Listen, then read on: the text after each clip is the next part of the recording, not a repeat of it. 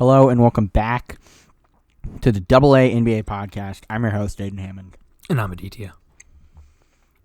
And today, we've got a whole lot of news. We're going to bring back the trade corner because we got a lot of trade rumors. Yes, sir. But first, let's start it off with the power rankings. Aditya, you want to go first? You want me to go first? I think I went first last week, but I'm not sure. So, you can take I'll this go one. First. All right. At number 5, I've got the Philadelphia 76ers. Sixers are first in the East, and it's not as much they had a bad week as everybody else either had a good week or maybe had a bad week but is so much better on the season that I had to still keep them above them. So that's why I got the Sixers at number 5. They got 2 All-Stars, though, so that's good for them. They did lose they went 2-1 this week, so it wasn't the best week.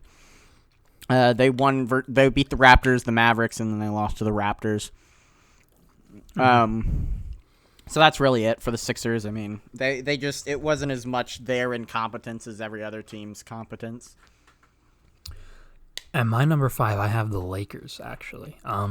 This week they went 1-3, which is, not good. And now they are 23-11. So a game or half a game ahead of the Sixers, I guess. 3 seed in the West, and obviously the whole Anthony Davis situation hurts that a little bit. But yeah, not a great week for the Lakers. So yeah, that's fair. My number 4 is the Lakers as well. I dropped them like 2 spots. They were second last week. They're 4th this week. They've been really bad over the last week and a half or so. Really, just since losing AD, they're 4-1 or they're 1-4 over their last 5. They did have a nice win versus the Blazers last night, so that was good. If they had lost that game, they would have been 5 for me, I think. But yeah, they lost to the Nets, they lost to the Heat, they lost to the Wizards, which is definitely the worst loss, and then they got their asses kicked by the Jazz. So overall, pretty bad week and a half stretch for the Lakers. But they seem to have figured it out, and they still have more wins on the season than the Sixers, so I couldn't drop them below the Sixers quite yet. that's fair. I mean, my number 4 is the Sixers, so we pretty much just have those switched. You covered everything. They went 2-1, which isn't a bad week, but not top 2 or 3 week either, I guess. So yeah. Sixers. You can go with number 3. My number 3, I'm going with the LA Clippers. Clippers are 24-11 on the year. They're 3 games back from the first seed in the Western Conference, but they had a little bit of an iffy week this week. They went 2-2, losing to the Grizzlies and the Nets, which those are 2 okay losses, and they beat the Wizards and the Grizzlies, which 2 okay wins. Like, the only really good team they played, they lost to. So that does kind of knock them out of the top 2 conversation. Mm-hmm. But, they're still 24-11 on the year. They got 2 All-Stars, so I can't really knock them for that. They're still very good. But, yeah, they're my number 3. That's fair. They're also my number 3. So I think you pretty much covered everything. I remember, I think someone either sent it into our Instagram chat, or I just saw it while I was scrolling, but someone had like the best defender for every team list, like like how they have that format where it's like the grid and every team, and they have like a player's face on it or whatever. Yeah. And I saw it, and they had Patrick Beverley for the Clippers. Oh. Yeah, not good. And so yeah, I just thought that was kind of funny, but overall, honestly, I can't even lie though. I haven't been watching many Clippers games, so yeah, they blew out a lot of teams, but their 2 losses were kind of blowouts too. So, they're a little bit of a weird team. I'm just waiting for the playoffs for them. Because I watched some of the regular season last year, and then I watched them in the playoffs, and it was like a different team. It's just very weird because they're just I don't know. I'm waiting for the playoffs to really watch the Like I've watched some of their games, but I'm not making any judgments on the Clippers because of last year. Mm-hmm. That's fair. Here's your number 2. My number 2 is the Brooklyn Nets. The Brooklyn Nets are a half game back from the first seed in the East. They've been on a fucking tear of late. They beat Orlando. They beat the Kings. They beat the Clippers this week, which, the 2 of those are very bad teams. But they've also, in recent memory, beaten the Lakers, the Suns, the Warriors, the Kings again, the Pacers. So a lot of good wins. They're 8-2 over their last 10. I would say that they're the hottest team in the NBA right now outside of Utah. They're the hottest team in the East for sure. They're studs. They got 3 All-Stars. If Kevin Durant wasn't injured, they would definitely have an MVP candidate. So, they got it all going for them right now. It looks like they're going to make some moves at the trade deadline. We're going to talk about that later in the trade corner. Yeah. But yeah, the New Jersey Nets are a great basketball team right now. They're playing great basketball, and that's why I got them at number 2. I also have them at number 2. They're 3. They went 3-0. I mean, I think, yeah, you're pretty much going to cover everything because we have like almost the same list. So I hate saying that, but it is what happened. But you covered everything. I remember a few days ago I was watching the JJ Redick podcast, which is pretty entertaining for anyone out there, and they had Tyrese Halliburton on there. And this was like a second or third time on there. He gets on there pretty frequently. But they asked him because earlier in the season, he had like this welcome to the NBA moment with Damian Lillard, just like completely going off on him and stuff. And they asked if he had any other experiences since then, and he said that they played the Nets, which you talked about them beating them, and they were playing against the Nets, and Kyrie Irving was on a fast break, and he did like a bunch of Kyrie Irving stuff. He dribbled moves, crossed people up, then he took like a step back 3, and as he shot it, James Harden said, "May I have this dance, Kyrie?" And then they got back on defense, and yeah. Yeah, and I saw that clip, and Tyrese actually played him very well. Like, he didn't really bite on many dribble fakes. He put a hand in his face, and it just didn't work because it doesn't matter how well you play a guy like Kyrie or James Harden. Yeah. Yeah. But the Nets are actually a team I've been watching a lot because they're a lot of fun to watch. At least when Kyrie, Kevin Durant, and James Harden, any of them are on the court, it's fun to watch. Obviously, Kevin Durant's not playing until post All-Star break, but they're still like one of the most entertaining teams to watch. So yeah, they're one of those teams where like even though their defense is horrible, and they've kind of figured it out in the last couple weeks, like they're not letting up like 140 points a game every game anymore. But even when their defense is terrible, they're so entertaining offensively that it doesn't even matter. Like they're gonna match you basket for basket every time.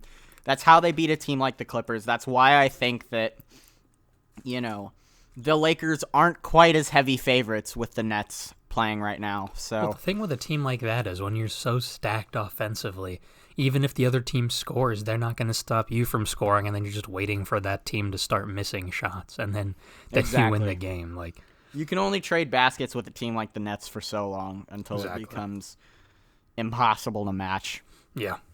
And they're never going to run out of gas because they have 3 of the best scorers in the league. Yeah. All right, number 1. You want to count down? I think they know at this point. If you've been watching it's the Utah. For more than 1 it's week, Utah it's Jazz. The Jazz. Yeah, they're the hottest team in the league. They did drop a game this week. Very disappointing, but they are the only team in the NBA with single-digit losses right now. They're 26-7. That's wild. Yeah. They're popping off. Yeah. They're 3 games. They've got the best separation of any team in any conference. Like, in the East, it's 2 games separating the 1st and the 3 seed, and there are 3 games separating the 1st and the 2nd seed in the West. Mm-hmm. The Jazz are hooping right now. Yeah. They got 2 All-Stars, which we were pretty psyched about that, honestly. We were pretty psyched to see Donovan Mitchell get his 2nd straight All-Star nod. Let's go. Yes, sir, D. Mitch. I actually, well, you know this. I bought a pair of his shoes like a while ago because Adidas had like a sale going on, and I have the PG2s, and those are size 11 and a half, and they've gotten to the point where they're like a little small on me. So I was like, all right, I'll get a 12 for these, and they're like size 14, dude. Because I compared them to the PGs because I was like, there's no, why are these so big on me? I just got half a size bigger. And they're so much larger. It's insane. Adidas run a little wider, so that's probably it. Well, it's not even like the wideness. It's the toe length. Like, it's so long. Yeah. But yeah, so. That's crazy. Donovan, if you're listening to this, if you could hook me up with some smaller shoes, that'd be great. But I don't think he's listening, sadly. Unfortunately not. Hey, Donovan Mitchell, if you're listening, give us a shout out on Twitter. Please. Please. I got bills to pay, man. Yeah, we do have some bills to pay. But no, so yeah, that's it for the power rankings. Yeah. But good power rankings today. Pretty similar. It's always They good were when the we're on the same. same page for the top 3. the problem with and that then is we were pretty much 4 on and the 5. same page for the top 5, and you went first, so it was me saying you covered everything for the entire segment. Yeah, pretty much. Yeah. So that's not great, but it's okay. Next Yeah, up, that's fine. we got some shenanigans going on in the NBA. Some absolute shenanigans. To start off, we're gonna talk about some positives. A team that I couldn't put on my power rankings for this week, but who knows, they might be on it next week. The Miami Heat have been balling. What happened? Aditya, you're not going to put the Heat in your power rankings next week, please.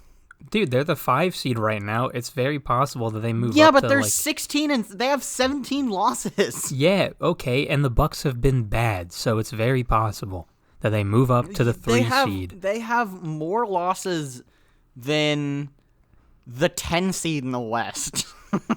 Yeah, okay, but if they hit the 3 seed in the East, and I'm going week to week, it could possibly make sense.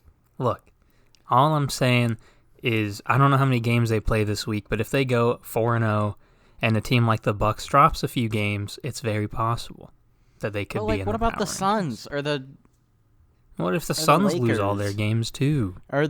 Spurs, the sexy Spurs? Actually, or we'll the get to the Spurs in a little bit. There's some sauce going on in San Antonio as well. But yeah, the Heat are balling. Yeah, the stuff like this really shows Jimmy's impact to a team Yeah, because they were, dare I say, god awful. ass without him. Yeah, But they've been playing well. And then on the flip side, the Celtics have been a mess. They beat the Pacers yesterday because Kemba dropped like 30. But there was stuff going on earlier in the week. There was a bunch of stuff about like Kemba playing bad, and now he was like smiling after missing a game-winning shot. And there was shouting going on in the locker room behind Jason Tatum's like interview or whatever, and you could hear like Brad Stevens trying to calm everyone down, and everyone is saying like, you know, he might get fired, Danny Ainge might get fired, which they're not going to get fired, but there's people like saying they should. And the Celtics have been quite a mess, and they're 16 and 17. They're the 6th seed in the East right now, but they were the 9 seed like 3 days ago. yeah. So, Just for reference in the East, there is 1 game of separation between the 4 seed and the 10 seed. 1 game.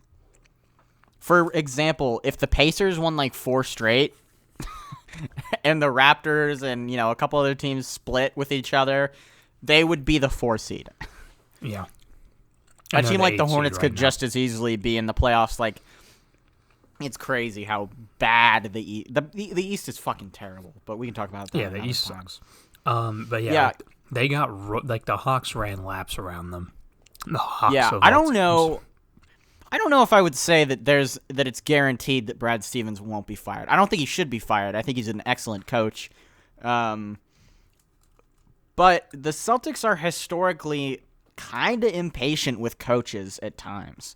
Like, if you have a winning roster, and that winning roster, no matter what, even if there are, like, I know Marcus Smart was injured for a little bit, but if you have a roster with 2 All-Stars on it, the Celtics aren't exactly patient even if there are extenuating circumstances, which there are in Boston right now, like they don't have a center. Yeah. But well, that was another Boston thing. management isn't a historically patient bunch of folks. Bunch of lads. Well, that was another thing too, is that, like, I don't remember where he said this exactly, but I saw the quote going around that Danny Ainge was like, "Oh, we were really close on a lot of trades and we just couldn't get them done or whatever." And it's like, I don't know, I guess you can see this as like one of two ways, because it's like, I don't want to say historically, but if you'd remember even just like 2 or 3 years ago, it was after that Kyrie Irving trade, and everyone was like, yeah, it's like a general rule you don't trade with Danny Ainge because you're going to get fleeced. And now it's like, no one trades with Danny Ainge, so this team is just going to suck. Well, I think Danny Ainge at this point realizes that he's not quite able to take advantage of poverty franchises like he used to. Like, the Nets obviously aren't a poverty franchise anymore, but like 5 years ago, they were. Like, they'd been trashed for 10 years. They needed anything. They finally got Their decent star player free agency signing with fell Darren off the Williams. face of the earth. And then they were like, how about we go out and get 2 first ballot Hall of Famers and a guy who might make it. They pulled a Knicks move. Yeah, let's go get Joe Johnson, Paul Pierce, and KG. Make a super team in Brooklyn. And, and then Kyrie, that honestly didn't really work out for either team, I would say. Like, the best player that is still on the team wasn't even a player. It was a pick, and it ended up being Colin Sexton. Yeah. Like, Jay Crowder's not in Cleveland. Kyrie isn't in Boston. I mean, like, at the time, people were saying that. Not as much anymore, but, like, when that trade first happened. Oh, no, yeah, no, I get what you're saying. Like, Danny Ainge is going to fleece you. But Danny Ainge, I think he also, I misspoke earlier. I didn't mean Danny Ainge doesn't think he can do that. Danny Ainge does think he can do that. And everybody else has realized that, like, Danny Ainge is going to fleece you. So, like, exactly what you were saying. Yeah.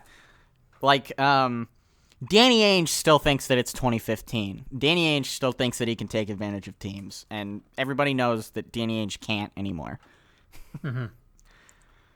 Which is why they didn't get Miles Turner. Which is, why they maybe should have been like, here's... Well, that's another thing. Well, after you can finish your thing, then I'll talk. No, I was just going to say, like, here's Lil Gordo, and we'll take Miles in, like, a second-round pick. Lil Gordo is Gordon Hayward, for anyone that doesn't understand that.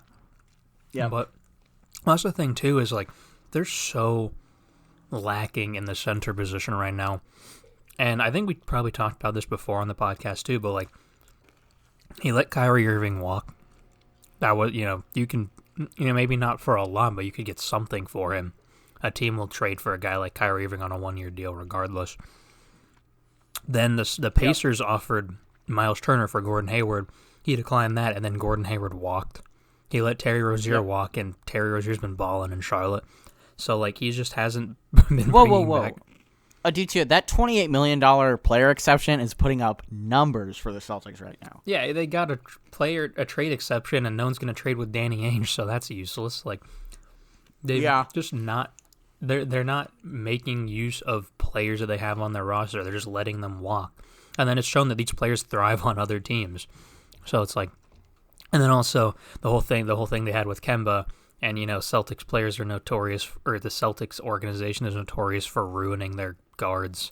So... Yeah. There's a lot of problems in Boston.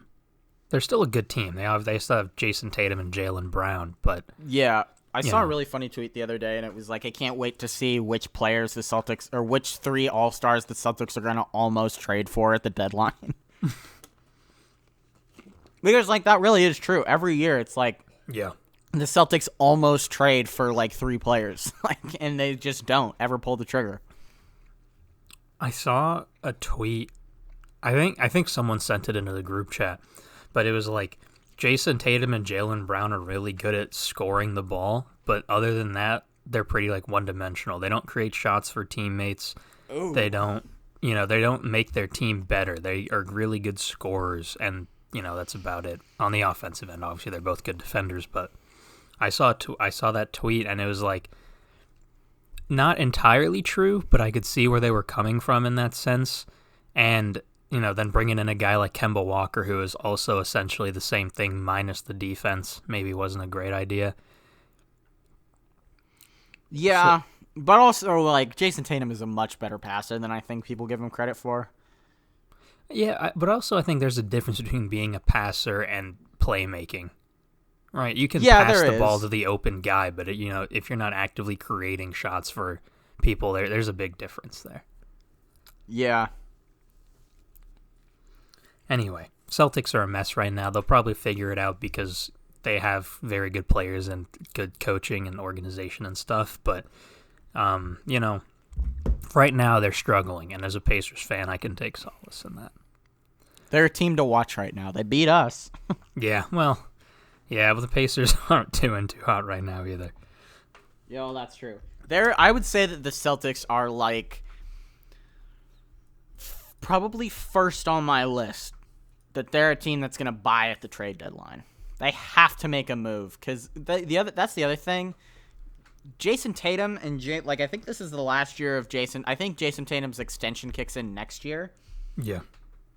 So this is the last year that you have Jason Tatum on a cheap deal. You got to you got to do something with that. Like that is you got to go out and you got to get, even if it's got a guy that's a little overpaid, like, if you think that even like Hassan Whiteside, like he's not overpaid because he's on a minimum deal, but if you need to get that, the Kings are playing him like 10 minutes a game. It can't be that hard to trade for him. I know, and I get it. They already have like a toxic locker room. And, everybody knows that I'm not the biggest Hassan Whiteside fan. Like, if you've ever listened to this podcast before, you know that we shit on Hassan Whiteside an awful lot. But he's better than, like, their main problem is interior defense, which Hassan Whiteside could fix. And, locker room chemistry, which he could hurt. So, I don't know. They gotta make a move, though. Yeah. Anyway, next up. The All-Star reserves have been announced. I'm going to cover that real quick. Yeah, we already had 2 major snubs this week. We're Pacers fans, so we're a little bit biased. But what I can say is the numbers don't lie. And Domantas Sabonis, before yesterday, was the first person in NBA history to average 20, 10, and 5 or better and miss the All-Star game. Yeah. He's very good. He's very good. And in the West, Devin Booker was also someone that people considered. Yeah, Devin Booker was, I would say, the biggest snub. Like, I would put him in the snub rankings. I would put him before Sabonis. We kind of talked about this, though, with, just not individually, but, like, with our group chat. But it's like, the West, the guard spot is so loaded that he wasn't snubbed because I think a lot of the players that made it over him were better. But it's one of those things, like, if he was in the East, he would have been an All-Star guaranteed. Easily. Because he is very good. Let's look at the All-Star reserves, and let's just go through this. So, okay, Western Conference. Chris Paul, Damian Lillard, Donovan Mitchell, and then AD, Rudy Gobert, Paul George, and Zion. So, and Anthony Davis has been replaced by Devin Booker because he's not playing. Yes. So here's the deal. So I believe that the front court gets 4 spaces, guards get 3. Damian Lillard obviously has to be in. Donovan Mitchell has to be in because he's on the best team in the league. Like, the best team in the league always gets 2 All-Stars no matter what. Usually the top 2 or 3 get, get 2 All-Stars. Mm-hmm. But, Donovan Mitchell and Dame have to be there. And then Chris Paul. Chris Paul is the one where I was like, Dame could replace him. Or Donovan Mitchell could replace him. Nope, Devin Booker. Almost there. Wait, what did I say? Donovan Mitchell. God damn. Okay. Devin Booker. Chris Paul was the one where I was like, Devin Booker could replace him because Rudy Gobert obviously has to be an all-star because his team's so good. Anthony Davis got it, he's not having the best season, but Anthony Davis's not having the best season is still easily an all-star. Yeah. Paul George has to get it, and then Zion was the one that people were pissed at. But like Zion's a front court player. Devin Booker can't make it in the front court. He's a shooting guard. Like we've talked people about were this really too, pissed at that. Is like, I mean, yeah, the front court in the West sucks. So someone has to make it, and that person was Zion. And luckily they recognize that we're not going to do those limits if we need a reserve. It can just be any position. But like if they had Donovan Mitchell or Devin Booker, god damn, a lot of D names in the West this year. Devin Booker still would not have made it, and people would have been just as pissed that he didn't make it if a guy like DeMar or like Ingram made it. Mm-hmm. And he still wouldn't have deserved it because he's not in the front court. He's a backcourt player. Yeah. So that's just my little rant about the people that think it's Zion's fault for some reason that Devin Booker didn't make it on the first go. Yeah, I don't know. It's at the same time, like, while it'd be cool for Devin Booker to be an all-star, like, obviously means a lot for the players, and some of them have financial incentives and stuff, but as fans, like, half of the people complaining aren't even going to watch the game. So, like, it doesn't even matter for them. They're just mad about it. Yeah. And, like, I get it. Like, you want to see your favorite players in the All-Star game. I'm the same way. I want to see Sabonis in there. Dude, but, like, people were getting livid so when Sabonis upset. Didn't make it. But people take it a little too far, I think. Dude, the people posting, like, that narrative, people were like, oh, so Devin Booker, who's been on bad teams, that was the reason that he's not an all-star. But now that he's on a good team, he's not an all-star. Excuses. But, like, Zion's on a bad team and he's an all-star. That's not how it fucking works.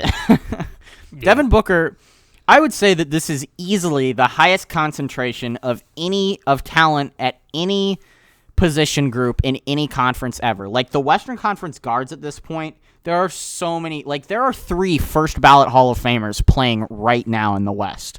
At the guard position. There's a bunch of players that we could list off right now that didn't make it that are playing like they would make it in the East. Yeah, Mike Conley, Brandon Ingram, DeMar DeRozan. God, a lot of fucking D names in the West. Good lord. Potentially Jamal Murray. That one's still up in the air. Yeah, Jamal. There are so many, but like my point is, Steph Curry, Damian Lillard, and Chris Paul are all first-ballot Hall of Famers playing in the Western Conference right now. Like, that is some tough competition. Yeah. I'd say all 3 of those guys, like, Chris Paul is at the very edge of his prime, but those other 2 guys are right in it. Well, the thing with Chris Paul, too, is he's going to make it over Devin Booker just because he's Chris Paul. He's the old guy on the team. He's got the respect of everybody. And also, like, obviously he's not the sole reason they're, the 4 seed right now. But you can also look at it from the perspective of like, they missed the playoffs last year, and then Chris Paul came in, and they're the 4 seed. Yeah, they went from the 10 to the 4. Right, yeah, he's got that impact. So, there's levels to it. But Devin Booker's an all-star now, which is obviously good. He does deserve it. Domantas Sabonis is replacing Kevin Durant in the Eastern Conference. Because he is out with his Achilles. What's he out for? I don't know. I think it's like a calf strain. Calf strain, that's what it is, yeah. But there was some controversy with Ben Simmons making it. Yeah, so I should say this. The Sixers are the first seed in the East. If Ben Simmons didn't make it, which personally I don't think Ben Simmons should have made it. I think Tobias should have made it. Yeah. Well, but still, Simmons should not be an all-star over Sabonis or Tobias, but definitely not Sabonis. The thing with Ben Simmons is, like, he in theory, right, he got the nod because people know what he can do. He just hasn't been doing it this season. Like, Tobias has been the second best player on that team right now. And obviously everything's a little, like, muddy because Joel Embiid has been so good that it doesn't even really matter. But, like, you could argue that Tobias Harris has been a better statistical player because Ben Simmons hasn't really had to do a whole lot. Like, he's averaging similar stats to his rookie year. This is the thing with Ben Simmons, where if you criticize Ben Simmons' offense, you get called a casual. Right? Like, but if you criticize Ben Simmons as a player overall, then a lot of the criticism is a little too harsh. So it's kind of just like this he's such a good hellscape defender. where if you criticize him, then if you criticize his offense, you're a casual. But if you criticize it too much, then you're just like you do come across as a hater. Right. So there's not really any way to criticize Ben Simmons fairly because his defensive impact on that Almost team is unmatched. like, yeah, it's tough to find a guy who is defensively impactful as Ben Simmons. Like he is, I would say right now the best wing defender in the league. Like I get it, Kawhi still exists, but Ben Simmons is outplaying him right now. So there's just a lot of like. You gotta wait for podcast favorite John Isaac to come back. Yeah, hell yeah. But like regardless, there is so much like it's a fucking minefield to criticize Ben Simmons because he does some things really, really poorly, but some things at a level that only like 5 people in the league can do. So You gotta be super careful because if you like generalize his game, you're essentially lighting yourself on fire. oh yeah, Sixers fans will fucking come for you. Yeah. If you say that Tobias Harris is more valuable offensively than Ben Simmons, you might as well just like nuke your replies on Twitter because that's all it's going to be for the next week. You don't even have to put a hashtag on it. Like nobody will see it. Some Sixers fan will like see it organically And just retweet it. Yeah. But yeah, that was the thing. And then I think, there's obviously everyone every year has problems with everyone that makes the All-Star game because they think their favorite player should have made it over them. But Yeah. overall, this year wasn't too bad, I don't think. It was pretty solid. Yeah. Next up, should we do the trade corner or should we save that for later? I don't care. Usually we end with it, I think. So yeah, let's do news. We'll save it. All right. Next up, Malik Beasley has been suspended for 12 games by the NBA for charges he had prior to the season where he aimed a gun at people. I can't say I'm really surprised by that. Now, one thing that I saw that kind of made sense was like he got this. This all happened in the off season, obviously. So then I was like, why wasn't he just suspended for like the first 12 games? Why are they waiting until now? Because it just kind of seems unnecessary. At that point, he's already like paid the fines. He's already done everything that he legally needs to do. I'm pretty sure. But like, he could have just suspended him at the beginning of the season. Like a week ago, they just gave him his sentencing. Like he has to do some sort of. I don't know if it's like. I think it's like maybe jail time with work release and then house arrest. I'm not really sure what it is, but Bro, like are we after gonna the see season, Malik Beasley pull up in an ankle monitor. maybe. But like fun. that's the thing is like Malik Beasley, they just handed down that sentencing like a week and a half ago, so I would guess that that's why they just now gave him that suspension. Okay, I guess I thought I was under the assumption that all that was settled in the off season. No, not quite. No, I think they still were like doing litigation and stuff. I don't know. It's very complicated legal shit that I just don't know anything about. The law is dumb. They should just be efficient. Yeah, but also it's the Timberwolves, so I think they were like, we can just. I mean, No one cares about them. what are they gonna do? Win with them? Like they're not. Yeah, he's averaging 20 and they're still losing. The worst thing that happens is they lose the same, but less people watch. Like. Which is a good segue into our next topic, the firing of Ryan Saunders. Yes. They fired Ryan Saunders, who, let's be real here, got the job because of Flip Saunders. I don't want to quite all the way blame it on nepotism, but I think that might have had something to do with it. I do too, and we talked about this also, where like he's not a bad coach, he's just inexperienced. No. I think if he can get an assistant coaching job under somebody, get some experience watching like a winning coach do some coaching, he could be a pretty solid coach in the future. He's so young too. He's like 35 or something. Yeah, he's going to get another job eventually because they're going to see that head coaching experience. Even if it was on a god-awful team, they're going to be like, okay, well, I mean, he does have head coaching experience. So, yeah, I really liked Ryan Saunders, but like, the Timberwolves suck, so I kind of understood it. There's also reports that like all the players liked him and he was like really respectful to them all and stuff. So Yeah, there's a chance. this felt like, I mean, I get it that he was the head coach, but it felt like an interim sort of thing. Yeah. It didn't really feel like this was going to be their long-term coach, no matter how good they were. Right. So, and then they hired the Raptors assistant Chris Finch, like 20 minutes after this firing happened. yeah. Which is crazy because So- they hired a Raptors assistant halfway through the season, and they didn't do which obviously makes it sound like there wasn't any interviews, or they did interviews before the firing and stuff, and both organizations were just really good about keeping it quiet, I guess. Yeah. But I don't know. It kind of sucks for the Raptors, though. They just got an assistant yoinked. from Yeah, them they're halfway like through the two of their season. assistants just got poached within like 6 months of each other. Like Yeah. Yorker and Chris Finch. They're good at coach development, man. They are. Hopefully the Timberwolves can show some semblance of being a functioning NBA team, because Cat doesn't deserve this. That Nick Nurse coaching tree is already like kind of crazy. By default, would that also be the Dwayne Casey coaching tree? Is that how that works? I feel like Nick Nurse was never a coach was he ever an assistant under Casey? I thought he was just like the Raptors G League team. No, coach. I think he was a coordinator under, because there was things that said like during that final, or not during the finals, but like when Dwayne Casey was the head coach, it was like Nick Nurse was drawing up a lot of the offensive plays for that team. Oh, okay. So I think he was an assistant coach when Dwayne Casey was there. He was an assistant from 2013 to 2018. Okay. Yeah. So, yeah. I feel like Dwayne Casey is one of the most disrespected coaches in the league. He really is. 'Cause, Yeah, he got kind of fucked by the Raptors, and then the only job he could get was the fucking Pistons. Which, Yeah, he's working with one of the worst teams in basketball right now, by no fault of his own.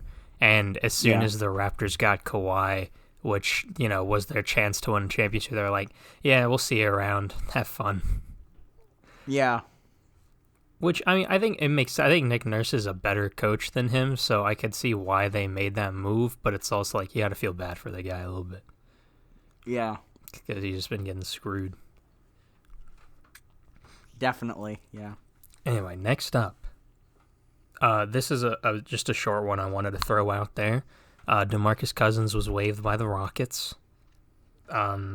He played 15 minutes a game for them anyway, so it wasn't a big deal. Decent. Yeah, he was solid. But the problem is that now Christian Wood is still out, and they don't have a center. And so I think they've been going back to small ball, which is not ideal, considering they're the terrible. results. Yeah, they're not good. They're not a good team. But just throwing that out there. Boogie was waived. I think he could still be solid on another team though. Yeah, I do Getting, too. bench minutes. Somebody's gonna pick him up. I think it's gonna be the Lakers because They picked up Damian Jones yesterday. They did, yeah, I saw that. But it's only a 10-day, so I would guess that, I don't know. Maybe they will, maybe they won't. But they could use some big man bolstering in that lineup with Anthony Davis out. Yeah. And Anthony Davis will vouch for him because they played together and he likes multiple times. Yeah. And then next up, our second to last piece of news, I guess. John Collins has been getting some free agency buzz. Teams like the Mavericks, Heat, and Knicks, along with some other teams, could be looking to potentially give him a big contract in free agency, starting with the first year at $28 million. Good Christ. Which is a lot So of money. would that just be a really front-loaded contract? Like they do 28 and then they do 25 and then 20 and 15 or something? I don't think so. Because right now, the report said first year would be around $28 million. But there was no details out of being front-loaded or back-loaded or even throughout the whole thing. But still, $28 million. That would be a $120 million contract if it was $28 million every year. Yeah, that's a lot of money for John Collins, who has not been having the best season this year. And even if he isn't worth $30 million. Yeah. But, I guess he's getting the max that he wants. So good for him and get your money. But, if I was a team, I don't know if I'd be super, especially a team like the Heat, who are on this list, and the Knicks, who are on this list. I wouldn't be just lining up to give John Collins Knicks' my first money. priority should be Randall. re-signing Julius Randle. Yeah. And they already have, they have Obi Toppin, who plays like 5 minutes a game, so I don't know why they want to go for John Collins now. Yeah, you should focus on developing Obi Toppin, who has the potential to be better than John Collins. Do you see he's playing in the dunk contest? Yeah, I did see that. That's good. He's a good dunker. Yeah, he dunks real cool, as they say. He does dunk real cool. But yeah, $28 million a year, even if it is front-loaded, it's still a really large sum of money for someone It like is John a very Collins. big sum of money. Yeah. And then finally, dare I say, my favorite segment of the entire show, the trade corner. Hell yeah. So starting off, the Brooklyn Nets are looking to potentially move Spencer Dinwiddie. Now, obviously, right now he is sidelined with his injury. He'll be out for the rest of the season. But I would assume they're looking to move him in the offseason. Because I don't think a team will be trading for Spencer Dinwiddie with a torn actually ACL disagree. right now. Really? I disagree. I think they're making him available so that a team like the Cavaliers, who has a guy like Andre Drummond, who they have wanted, maybe the Cavaliers be like, oh, well, we could use a guy like Dinwiddie. Maybe we give up Drummond and we get back like another pick or something. I don't know. Can you trade a player that's injured? Is that allowed? I don't know, actually. It really never happens. So, I don't know if the NBA has a rule in place for it. I don't think they ever assume someone will try to I think the teams have to trade. agree on it, because I remember with the Kyrie trade, it was kind of in jeopardy because of Isaiah Thomas's hip, but the Cavaliers were like, you know what, we'll take him. We want him, so. Well, by that point, he was already, both parties healed. agree to He it. just had to take his physical or whatever, right? He was already Yeah, but I pretty think he much failed recovered. his physical. Yeah, but, what I mean is he was already, mostly recovered. He probably just had to do a little bit of, conditioning and stuff. No, Or at least that's what they remember, he thought. was out until, February, I think, that year. Oh, yeah, I guess that's true. Maybe it's just because no one's ever wanted to trade for someone with a torn ACL. But Yeah, I don't know. I don't know. I'm sure there is a rule, but I don't know. I can't what it imagine the NBA would entails try to stop it if both teams agreed. Because Yeah, even with that's the true. Karis LeVert thing, of the Pacers, except they take another second round pick or something, and they're like, yeah, that's fine. Yeah. So, maybe it is allowed. But Spencer Dinwiddie's on the trade market. You brought up a good point about potentially the Cavs moving Andre Drummond. That would be insane. That team would be insane. Yeah, that would be a crazy good rebounding team too. Yeah.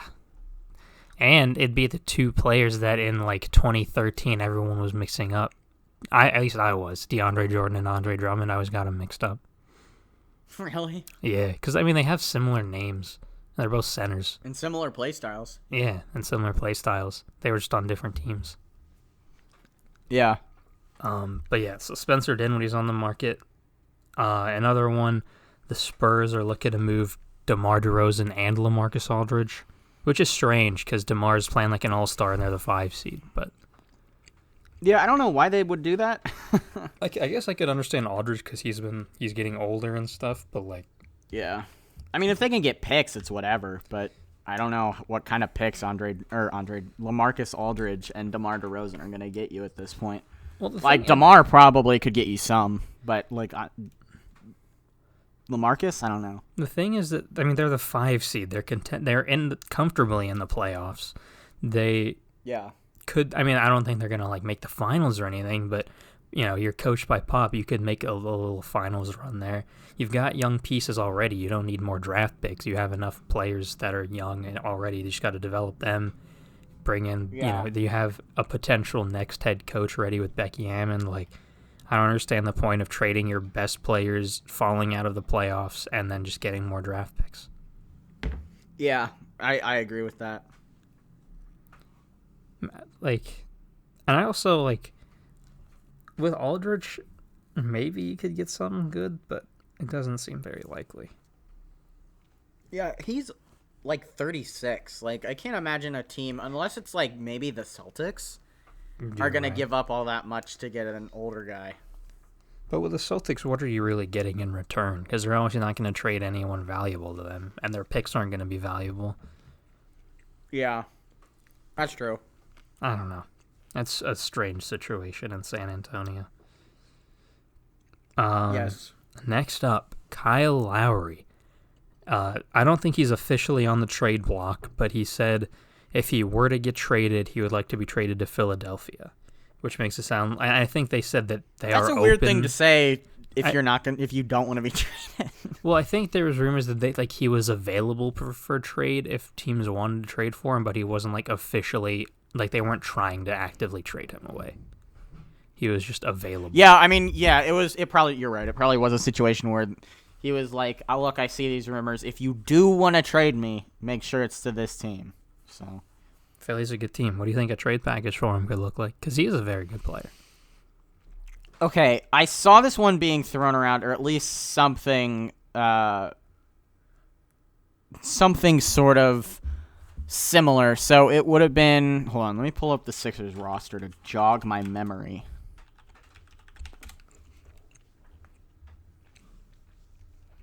All right, it was Danny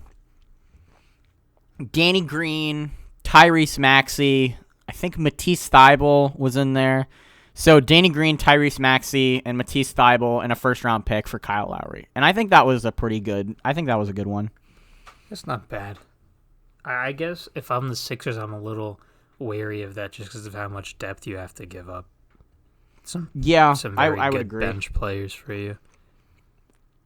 Because then at that point, you're close to making the same mistake you made last year, where you have a lot of old guys making a lot of money and no bench players. Yeah, that's definitely true. I mean, I guess Kyle Lowry's better than Al Horford, but the principle is still there. Yeah. I don't.